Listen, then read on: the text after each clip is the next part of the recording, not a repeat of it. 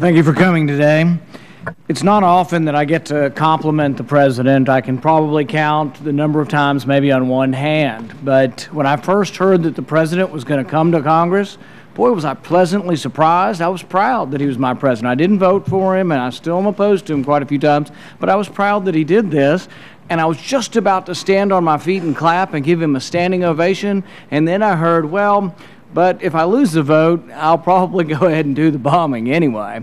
And so it does concern me. I want to be proud of the President, but every time I'm just about there, then I get worried that really he doesn't mean it, that he's going to sort of obey the Constitution if he wins. So I heard Secretary Kerry say, if we win, sure. But if we lose, what? I mean, make me proud today, Secretary Kerry. Stand up for us and say, you're going to obey the Constitution, and if we vote you down, which is unlikely, by the way, but if we do, you would go with what the people say through their Congress, and you wouldn't go forward with a war that your Congress votes against. Can you give me a better answer, Secretary Kerry? I can't give you a different answer than the one I gave you. I don't know what the President's decision is, but I will tell you this, it ought to make you proud because he still has the constitutional authority, and he would be in keeping with the Constitution.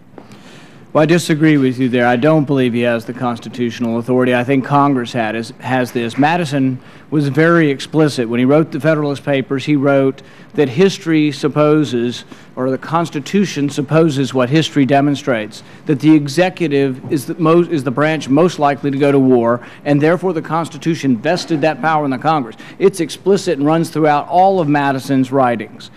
This power is a congressional power, and it is not an executive power. They didn't say big war, small war. They didn't say boots on the ground, not boots on the ground. They said declare war. Ask the people on the ships launching the missiles whether they're involved with war or not.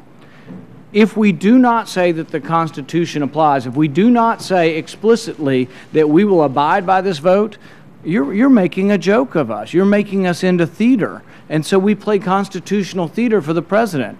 If this is real, you will abide by the verdict of Congress. You're probably going to win. Just go ahead and say it's real, and let's have a real debate in this country and not a meaningless debate that in the end you lose and you say, oh, well, we had the authority anyway. We're going to go ahead and go to war anyway. A couple of items. Senator, I assure you there's nothing meaningless, and there is everything real. Only if you adhere to what we vote on. Here. Only if our vote makes a difference. Only if our vote is binding is it meaningful. And I will leave to the man who was elected to be President of the United States the responsibility for telling you what his decision is if and when that moment came. But the President intends to win this vote, and he's not going to make prior announcements. We've had a lot of discussion about, whether or not we're going to make the world safer with this. Somehow we're going to have less chemical weapons. But I think that's an open question.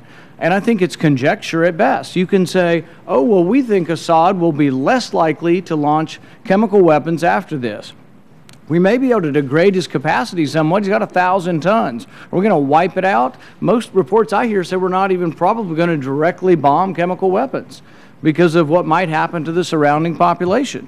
So my guess is he still will have the ability. Most people say Assad acted very illogically. Why would he release chemical weapons on his own people when it brought the anger and enmity of the entire world? So he's already acting irrationally or illogically. Now we're going to deter him, and he's going to act in a rational manner. I think it's equally likely that he either does it again or he doesn't do it.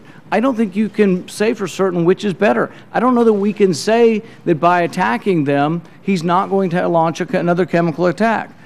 Will the region, I got a few of them, then I'll stop. Will the region be more stable or less stable? We all say we want stability in the Middle East, and stability in the Middle East is a national interest for our country. Will it be more stable or less stable? I frankly think there are equal arguments on both sides of that. Will Israel be more likely to suffer an attack on them, a gas attack or otherwise, or less likely? I think there's a valid argument for saying they'll be more likely to suffer an attack if we do this. Will Russia be more likely or less likely to supply more arms and get more heavily involved in this? I think there's a valid argument that they may become more likely to be involved. Iran, more likely or less likely to be involved with this? If Iran gets involved, more likely or less likely that Israel launches a reprisal attack on Iran. There are all kinds of unknowns that I can't tell you absolutely the answer, and neither can you, but I think there's a reasonable argument that the world may be less stable because of this, and that it may not deter any chemical weapons attack. So what I would ask is, how are we to know? How are we to go home? I haven't had one person come up to me and say they're for this war. Not one person. We get calls by the thousands. Nobody's calling in favor of this war. I didn't meet one. I was home all month. I went to 40 cities. I didn't have one person come up and say, do they all agree it's a horrendous thing? Yes, we all agree that chemical attack's a horrendous thing, but people are not excited about getting involved. They also don't think it's going to work. And they're skeptical of what will occur with this.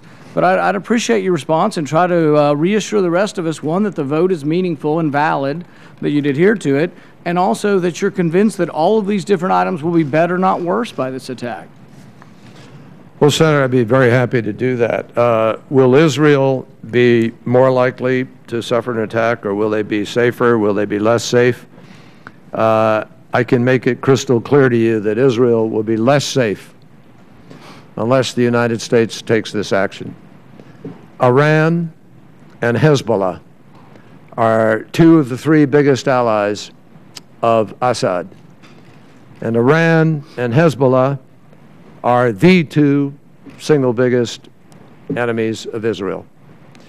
So if Iran and Hezbollah are advantaged by the United States not curbing Assad's use of chemical weapons, there is a much greater likelihood that at some point down the road, Hezbollah, who has been one of the principal reasons for a change in the situation on the ground, will have access to these weapons of mass destruction.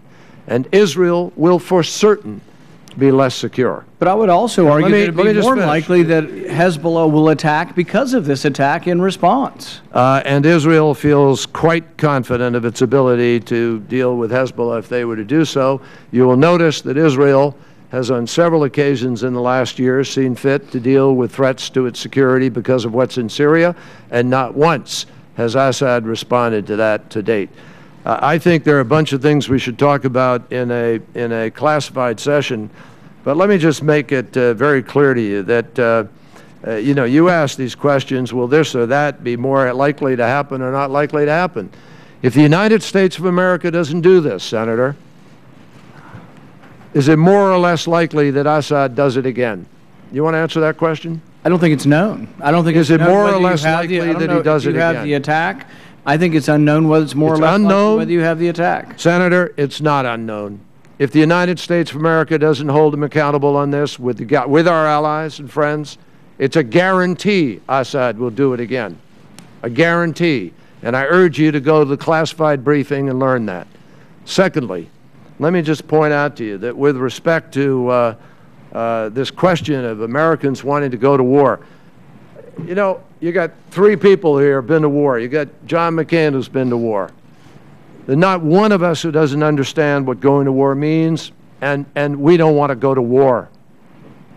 We don't believe we are going to war in the classic sense of taking American troops and America to war.